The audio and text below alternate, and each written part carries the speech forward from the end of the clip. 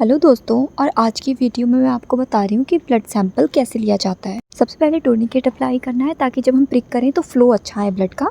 उसके बाद alcohol swab से इनर टू आउटर उस एरिया को क्लीन करना है जहाँ से हमें ब्लड सैंपल निकालना है। एक्चुअली पेशेंट की रिकॉर्डिंग करना मैं उस टाइम भूल गई थी जब उस एरिया को क्लीन किया था, तो मैंने खुद का ही रिकॉर्ड कर लिया। उसके बाद इंपॉर्टेंट पॉइंट ये है कि 20-30 सेकंड आपको रुकना है जब आप अल्कोहल स्वैब से क्लीन कर लो, ताकि सैनिटाइज़र जो है वो अपना काम कर ले।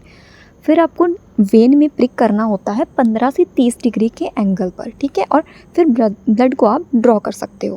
वीडियो में आप देख सकते हो कि नीडल पे एक थंब से प्रेशर है ताकि नीडल जो है वो इधर उधर हिल ना जाए। तो उसके बाद टूर्निकेट को रिमूव कर लेना है और कॉटन को प्रिक वाले एरिया पर रखना है और पेशेंट को कहना है कि अपना हाथ अब आप ऊपर कर लो। एक प्रेशर आपको 5-10 मिनट के लिए रखना है ताकि ब्लीडिंग ना हो जाए। Thanks for watching my video. किस तरह की वीडियो आप और देखना चाहते हो मुझे कमेंट करके ज़रूर बताना।